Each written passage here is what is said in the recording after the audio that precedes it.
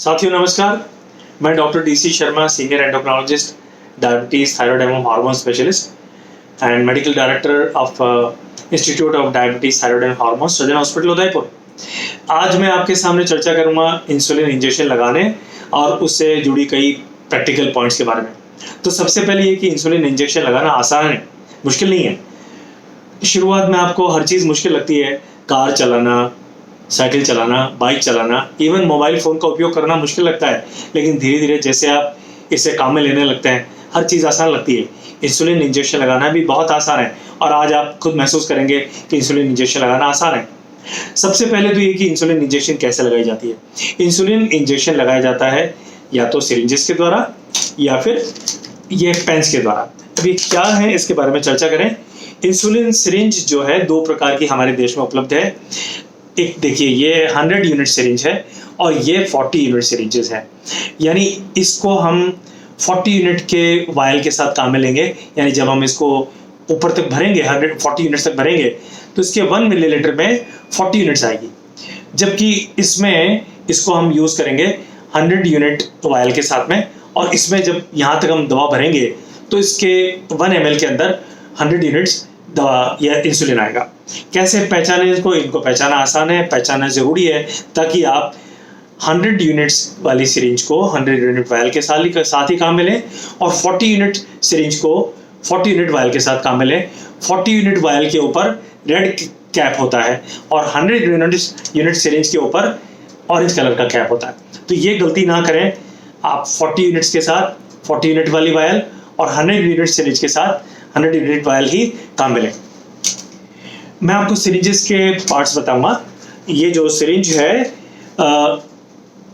ये वाला भाग नीडल का कैप है। ये नीडल बहुत बारीक सुई है। ये स्केल है और ये पीछे वाला कैप और ये इसका प्लंजर है। इस प्लंजर से हम सिरिंज के अंदर हवा खींच सकते हैं और फिर दवा भी खींचेंगे।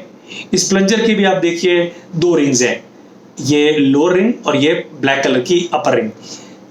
यानी अगर मैंने दवा यहाँ तक इसको खींचा अपर रिंग तक, तो ये लगभग 15 यूनिट 15 यूनिट्स मैंने हवा खींच ली। और अगर इतनी दवा खींचूंगा अपर रिंग तक तो ये 15 यूनिट्स दवा खींची जाएगी। ये जो नीडल है बहुत बारीक सुई होती है। ये विभिन्न प्रकार की लेंथ में आती है। 6 और 8 mm की नीडल लेंथ हम काम में लेते हैं। यानी इसकी लंबाई जो है 6 mm और 8 mm में बहुत ही बारीक सुई होती है। इसका डायमीटर भी बहुत बारीक होता है। इतनी कि जब अंदर हम डालेंगे चमड़ी में तो लगभग दर्द नहीं होता है।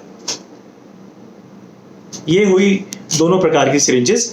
और अब हम पेन की बात करें तो पेन 2 प्रकार के होते हैं। ये जो डिवाइसेस हैं, इंसुलिन पेन्स हैं, सारे अलग अलग कंपनीज के हैं, अलग अलग प्रकार की इसमें दवा है, पर ये सब इनके बीच में एक चीज़ कॉमन है और ये है डिस्पोजेबल डिवाइसेस। यानी जब हम एक बार इनको काम में लेंगे तो उसके बाद जब ये खाली हो जाएंगे, उदाहरण के तौर पे ये देखिए पेन, ये जब खाली हो जाएगा और तो इसको हम फेंक देंगे। ये रीयूजेबल नहीं है। इसके विपरीत ये जो पेन्स हैं, और भी कई प्रकार के पेन्स आते हैं, ये रीयूजेबल है। इनके अंदर कार्ट्रिज लगती है और जब कार्ट्रिज खत्म हो जाएगी तो हम नई कार्ट्रिज अंदर फिट कर देंगे। और ये अलग अलग प्रकार के पेन हैं। और ये पेन के मैं आपको विभिन्न पार्ट्स बता रहा हूँ। ये पेन, ये इसका कैप, ढक्कन, और ये इंसुलिन रिजर्वायर है। इसको हम खोल सकते हैं। ये प्लंजर है जो जैसे दवा आगे जाएगी, आगे आता जाएगा, इसको हम पीछे भेज सकते हैं। और ये विंडो है। आप देखिए इस विंडो के अंदर नंबर आएंगे आपको, और जैसे हम डायल करेंगे इस पर क्लिक की आवाज़ भी आएगी, 2 3 4 5, और इस विंडो के अंदर आपको नजर आएगा कि कितनी इंसुलिन दी जा रही है। और ये जो है पुश बटन है, इसको ऐसे पुश करेंगे तो दवा अंदर चली जाएगी। मैं वापस बताऊं, मैंने डायल किया और यहाँ 30 यूनिट्स आया, मैंने पुश बटन दबाया और ये 0 पे आ गया। पुश बटन इनको कैसे काम में लेते हैं इसका मैं प्रैक्टिकल डेमोन्स्ट्रेशन करूंगा। इसमें कार्ट्रिज कैसे बिठाते हैं, अंदर फिट करते हैं, वो भी मैं प्रैक्टिकल डेमोन्स्ट्रेशन करूंगा। इसके पहले मैं आपको बता दूं कि इसके साथ जो लगने वाली नीडल्स हैं, जो कि इन पेन में लगती है, वो भी बहुत बारीक है। मैंने ये आपको बता रहा हूँ कि मैंने हटाई। ये 4, 5 और 6 mm की लेंथ में अवेलेबल होती है। ये बहुत बारीक सुई है, जो सिरिंजेस में काम आती है नीडल उससे भी बहुत बारीक है, इससे दर्द बहुत कम होता है। पेन के क्या फ़ायदे? पेन के जो फ़ायदे हैं, एक तो बहुत बारीक सुई इसमें होती है, दर्द कम होता है। नंबर 2, इनको कहीं पे भी ले जाना आसान है। आपने ये पेन को जेब में रखा और जहाँ आप चाहें वहाँ ले गए। आपको खाने के पहले जहाँ इंसुलिन लगाना है आपने निकाला जेब से, डायल किया और चमड़ी में लगा दिया। इससे डोज कैलकुलेशन और डोज डिलीवरी एक्यूरेट होती है, यानी सही मात्रा में, ज़्यादा सही मात्रा में दवा शरीर के अंदर जाती है, तो ये ज़्यादा सुविधाजनक है। ये दोनों जो डिफरेंसेस है मैंने बताया कि पेन का और सिरिंजेस का, और दोनों बराबर है, जो भी आपको सुविधाजनक लगे आप काम में ले सकते हैं। अब मैं आपको बताना चाहूँगा कि इंसुलिन सिरिंज का, इंसुलिन जो इंजेक्शन है उसका निश्चित समय होना चाहिए। आपको जब डॉक्टर ने बताया है कि इसे खाने के पहले लेना है, और आमतौर पे इंसुलिन की दवा जो है खाने के पहले दी जाती है, तो इंसुलिन इंजेक्शन का और खाने का संबंध फिक्स है। आपको सही समय पे सही मात्रा में इंजेक्शन लगाना है ताकि आपकी शुगर कंट्रोल रहे। तो व्यायाम, दवा का खाने के साथ और इंजेक्शन का जो सामंजस्य बैठा हुआ होना चाहिए। अब मैं आपको बताना चाहूँगा कि इंजेक्शन को कैसे स्टोर किया जाता है। इंसुलिन इंजेक्शन को, जो इंजेक्शन आपका, फॉर एग्जांपल ये अगर आप वायल काम में ले रहे हैं और तो इसका जो है, इसको हम जो काम में आ रही है वायल या जो पेन काम में आ रहा है, इससे हम रूम टेम्परेचर में 1 महीने तक रख सकते हैं। यानी जो इंजेक्शन आपका काम में आ रहा है उसे 1 महीने तक 25 डिग्री सेंटीग्रेड से नीचे का तापमान है, टेम्परेचर है रूम का या घर में, तो आप इसे आराम से 1 महीने तक फ्रिज में नहीं रखें तभी चलेगा। इसके बाद भी अगर आप फ्रिज में रखना चाहें तो बहुत बढ़िया। पर जो एक्स्ट्रा वायल्स हैं, जैसे ये एक्स्ट्रा वायल्स हैं और ये एक्स्ट्रा कार्ट्रिजेज हैं, ये एक्स्ट्रा कार्ट्रिजेज मेरे पास में है, इन कार्ट्रिजेज को हम फ्रिज में स्टोर करेंगे। तो एक्स्ट्रा इंसुलिन के वायल्स को और कार्ट्रिजेज को हम फ्रिज में रखेंगे। फ्रिज का टेम्परेचर 2 से 8 डिग्री होना चाहिए, और कभी भी फ्रिज में, फ्रीजर में ना रखें। यानी जिस भाग में हम फ्रिज में बर्फ जमाते हैं वहाँ नहीं रखना चाहिए, बल्कि फ्रिज का जो डोर है, दरवाजा है, उसके बीच वाला और नीचे वाला भाग जहाँ आप शरबत रखते हैं या पानी की बॉटल्स रखते हैं, वहाँ एक डिब्बे में बंद रख करके आप एक्स्ट्रा वायल्स को और कार्ट्रिजेस को रख सकते हैं। इंसुलिन वायल्स की बात करें तो इंसुलिन की वायल्स 2 प्रकार के आती हैं। यानी ये देखिए, इनके सभी के ऊपर लिखा है 40 यूनिट्स, 40 यूनिट्स लिखा है, यानी ये इसके 1 मिलीलीटर के अंदर 40 यूनिट्स दवा है, जो कि इस रेड कलर की कैप के साथ में जो सिरिंज है इसके साथ काम आएगी। ओके, इसी तरह से 100 यूनिट्स वायल भी अगर मिलती है तो उनके 100 यूनिट्स के साथ में हम 100 यूनिट्स वाली सिरिंज काम में लेंगे। अब मैं आपको बताना चाहूँगा कि इंजेक्शन कैसे लगाते हैं। प्रैक्टिकल डेमोन्स्ट्रेशन मैं आपको दूंगा, पर इसके पहले मैं आपको बताऊं कि इंसुलिन इंजेक्शन कहाँ कहाँ लगाया जाता है, क्या क्या साइट्स हैं।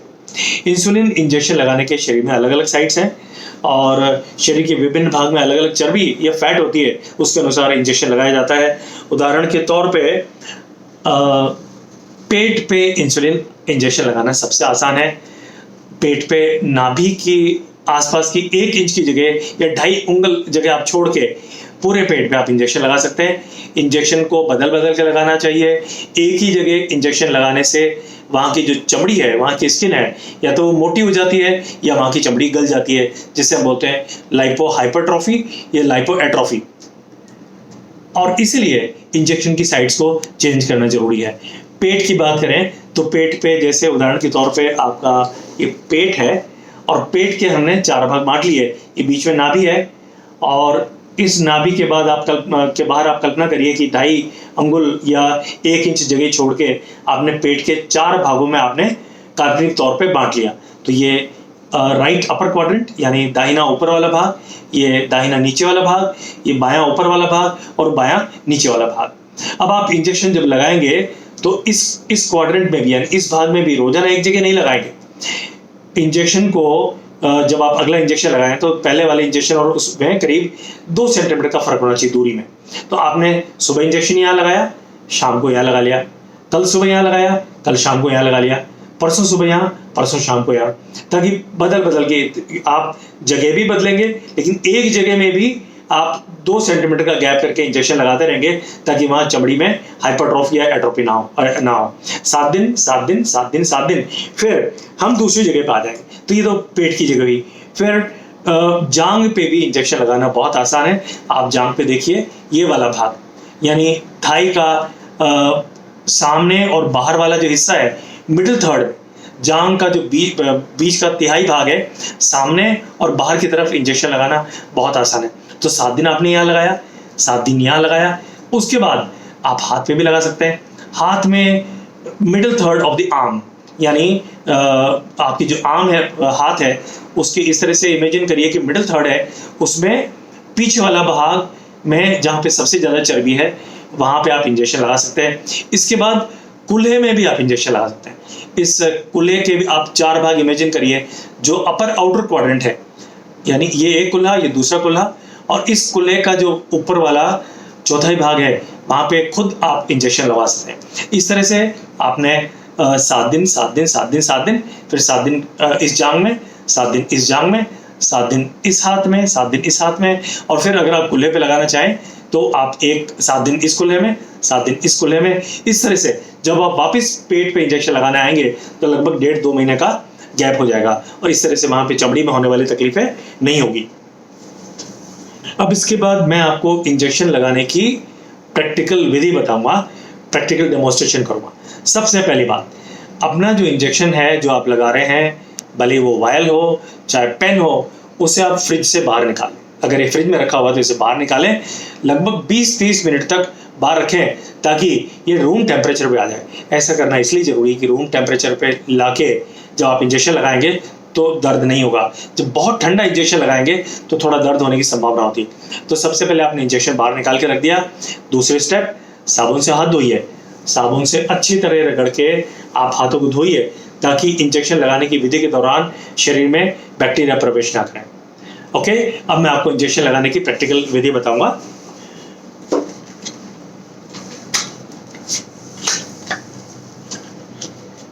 मैंने ये इंजेक्शन इस वायल में से निकाला और मैंने सबसे पहले इसका कैप हटाया। ओके, चूंकि ये पहली बार निकल रहा है तो इसमें कोई बैक्टीरिया होने की संभावना नहीं है। और अगर आपने ये रीयूज, अगर आपने इसको काम में ले रहे हैं तो फिर इसका जो रबर कैप है इसको आप आहिस्ता से एक बार साफ कर दीजिए। ओके, और अब हम इंजेक्शन लेने के लिए तैयार हैं। मैंने ये सिरिंज है, आप देखिए इसमें स्केल है 0 से 40 तक। मुझे उदाहरण के तौर पे 10 यूनिट लगाना है, तो मैंने कैप हटाया। कैप हटाने के बाद जितनी मात्रा में मुझे दवा लेनी है उतनी मात्रा में मैंने इसमें हवा खींचनी है। मैंने 10 यूनिट लगाना है तो मैंने लगभग 10 यूनिट के बराबर हवा, 10 के बजाय 12 यूनिट हवा मैंने खींच ली और मैंने हवा इस वायल के अंदर डालनी है। तो इसको ऐसा सीधा स्थिर रख करके मैंने हवा इसके अंदर पुश कर दी। अब मैंने इसको उल्टा कर दिया और अब मैं इसमें अंदर दवा खींचूंगा। जब मैं दवा खींचूंगा तो ये ध्यान रखना जरूरी है कि आपका जो सिरिंज है वो आंख के लेवल पे रहे ताकि सही मात्रा में आप दवा ले सके। तो अब आप देखिए कि मैं इसको अंदर दवा खींच रहा हूं और मैंने 10 की जगह 12, 13, 14 यूनिट तक दवा खींच ली। अब आप देखिए कि थोड़ी सी हवा इसके अंदर ऊपर, हवा का बुलबुला ऊपर आ गया। इसको हटाने के लिए मैंने इस तरह से किया और एक बार वापस मैंने सारी दवा भेज दी, क्योंकि हवा का बुलबुला नहीं जा रहा है। अब मैंने ऐसा आहिस्ता से ली तो इसमें हवा का बुलबुला नहीं है और इस तरह से मैंने इसमें अंदर 10 यूनिट दवा खींच ली। इंजेक्शन को रख दिया और अब हम इंजेक्शन लगाने के लिए तैयार हैं। मैं अब आपको हमारे जो डिवाइस स्टेशन है इसके ऊपर इंजेक्शन लगा के बताऊंगा, फिर एक पेशेंट के अंदर भी इंजेक्शन लगा के बताऊंगा। जिस भाग में आपको इंजेक्शन लगाना है वहां पे आप स्पिरिट स्वाब से इसको साफ करिए। साफ करने के लिए मैं आपको समझाऊं कि मान लीजिए मुझे इस भाग में लगाना है, तो मैंने सबसे पहले इस सेंटर पॉइंट पे स्वैब रख के इसको साफ किया, फिर इसको घुमाते हुए आउटर डायरेक्शन में ले गया। इस तरह से मैं बाहर लाया ताकि जो अंदर के बैक्टीरिया वो बाहर की तरफ आए और बाहर की चमड़ी के बैक्टीरिया अंदर ना जा सके। साफ करने के बाद मैंने इंजेक्शन लगाना है इस इंजेक्शन को ऐसे पकड़ा जैसे मैं पेन पकड़ता हूँ। आप जिस भी हाथ से काम में लेते हैं उस हाथ से, जिस हाथ में पेन पकड़ते हैं वैसे पेन की तरह पकड़िए और अब ये इंजेक्शन लगाने के लिए तैयार है। अगर पेशेंट की चमड़ी, अगर आपकी चमड़ी में बहुत चर्बी है, आप हेल्दी हैं, तो आप सीधे 90 डिग्री एंगल पर इसको रखते हुए इंजेक्शन को अंदर डालिए। अगर आप बच्चे हैं या आपकी चर्बी बहुत कम है, चमड़ी में पतले दुबले हैं, तो फिर कहीं मांसपेशी ना चला जाए तो हम 45 डिग्री पे इसको इंजेक्शन को रख करके अंदर डालें। मैं मान के चलता हूँ आप हेल्दी हैं, तो इस इंजेक्शन मैंने सीधा का सीधा देखिए अंदर लगा दिया, चमड़ी में चला गया। ओके, अब मैंने इसको यहाँ पे पकड़ के और इसको नीचे मैं पुश कर रहा हूँ ताकि दवा अंदर चली जाए। अंदर दवा चली गई। देखिए ये जो कैप था बिल्कुल जीरो पे आ गया, जीरो पे आ गया, राइट, यानी सारी दवा चली गई। और अब मैं मन में 10 सेकंड तक गिनती बोलूंगा। 10 सेकंड तक इंतजार करना है, वो इसलिए ताकि दवा की जो कुछ बूंदें अगर इस नीडल या बीच वाले भाग में रह गई तो चमड़ी में अच्छी तरह चली जाए। मैंने 1 से 10 तक मन में 1 2 3 4 10 तक गिनती गिनी, 10 सेकंड इंतजार किया। अब मैं आहिस्ता से 2 उंगली या स्थिर रखते हुए नीडल को निकाल लूँ। इंजेक्शन हो गया। इसके बाद मैंने वापस कैप लगाया और सिरिंज को रख दिया और जिस जगह इंजेक्शन लगाया था वहां हल्का सा मैंने रब कर लिया। हल्का सा रब करने का मतलब वहां से जो मान लीजिए दवा की कुछ बूंद या कभी कभी रेयरली ब्लड की छोटी बूंद आ गई तो डरिए मत, आपने साफ कर लिया। पर कभी भी इंजेक्शन साइट पे ऐसे जोर जोर से मसाज मत करिए, क्योंकि हमने इंसुलिन का एक डिपो बना दिया जहाँ पे निर्धारित समय तक इंसुलिन अंदर शरीर में रहेगा और वहां से धीरे धीरे अंदर इसका रिसाव होता रहेगा। इस तरह से मैंने इंजेक्शन आपको लगाना बताया। अब इसके बाद आपने वापस कैप लगाया आगे पीछे का, और आइडियली ये जो इंजेक्शन है ये एक ही बार काम में लिया जाता है, पर डॉक्टर के कहे अनुसार आप इसे रीयूज करें, डॉक्टर के कहे अनुसार अगर करते हैं तो, अदरवाइज इसको एक ही बार काम में लिया जाता है। चमड़ी पे ध्यान रखें, इन्फेक्शन ना हो। आप रोजाना स्नान करते हैं, सफाई रखें, और अगर आप जस्ट स्नान करके निकलें तो स्पिरिट स्वैब लगाने की भी जरूरत नहीं, आप बिना स्वैब लगाए भी सीधा इंजेक्शन लगा सकते हैं, पर बेहतर हुआ कि स्पिरिट स्वैब लगा के आप इंजेक्शन लगाएं। अब मैं आपको एक और बात बताऊंगा कि ये जो इंजेक्शन 2 प्रकार के होते हैं। उदाहरण के तौर पे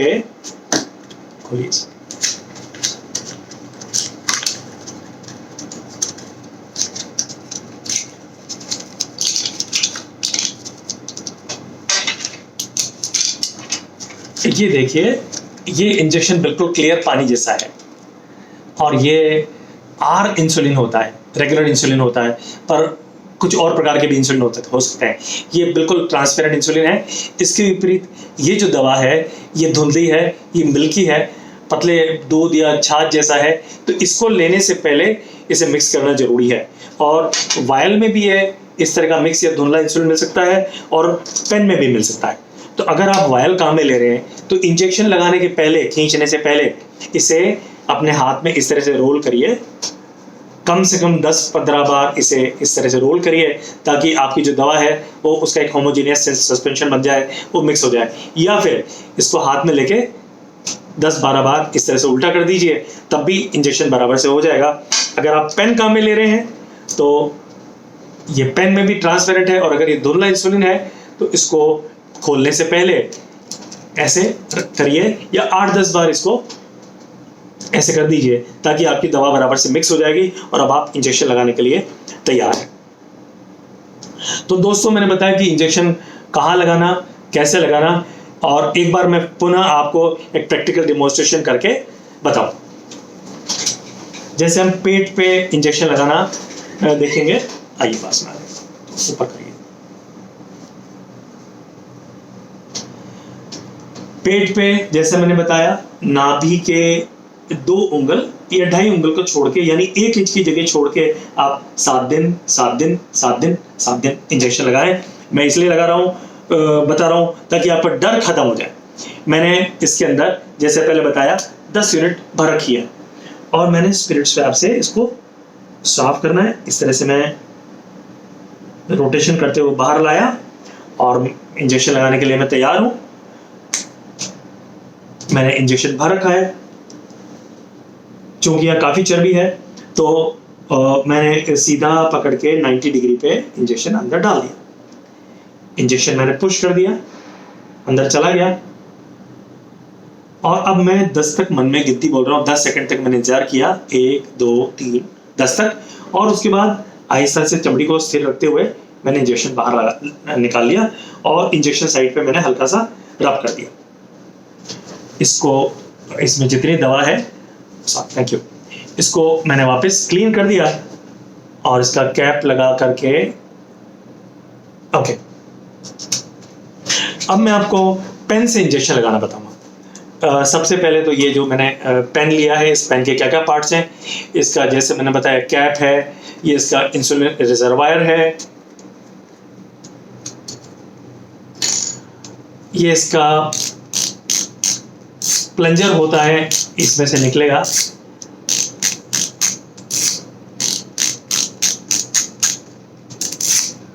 ये प्लंजर जैसे बाहर आ रहा है, ये आगे कार्ट्रिज में इंसुलिन को, ये देखिए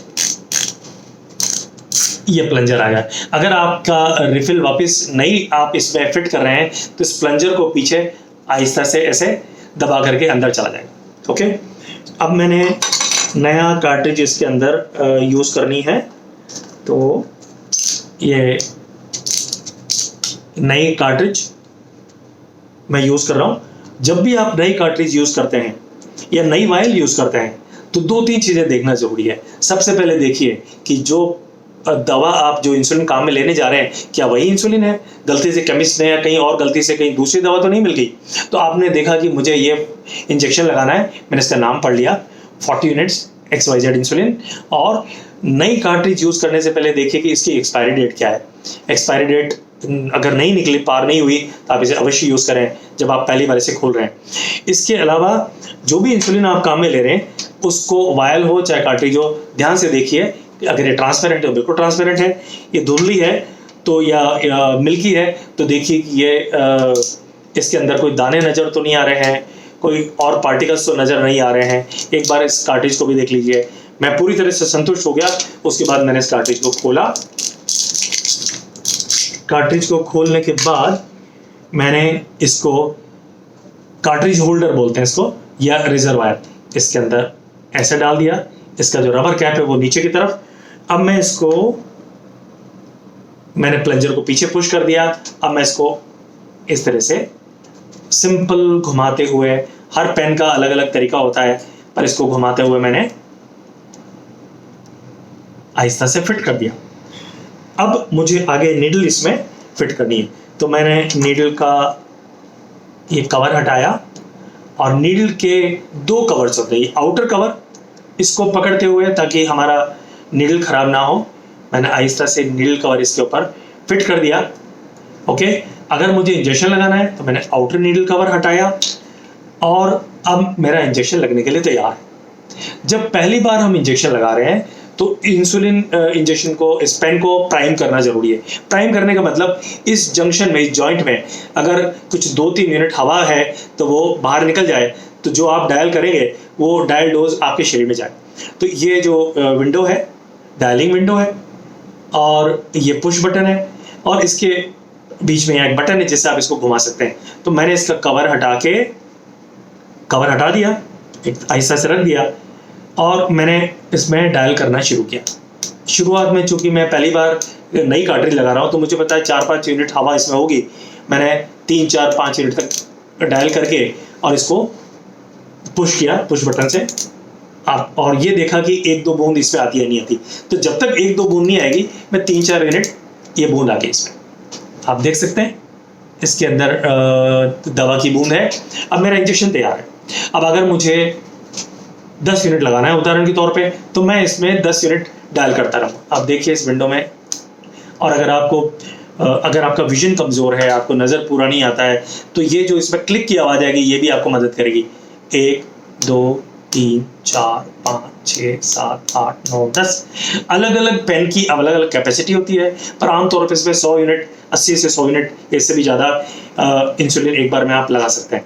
मेरा इंसुलिन लगाने के लिए तैयार हूँ मैं, और एक बार मैं पुनः स्टेशन रखी एक बार मैं पुनः आपको बताऊंगा कि इंसुलिन पेन कैसे काम में लेते हैं।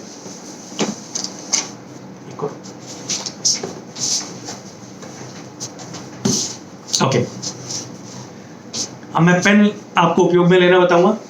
ठीक उसी तरह हमने 90 डिग्री पे रखा और इसको सीधा चमड़ी के अंदर डाल दिया।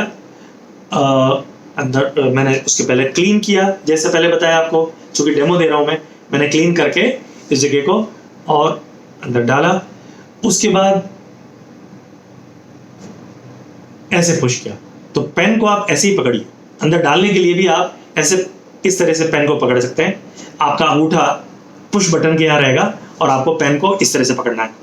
आपने डायल करने के बाद पेन को ऐसे पकड़ा और अंदर डाल दिया और इस पुश बटन से आप इसको पुश करिए। मैं पुश कर रहा हूं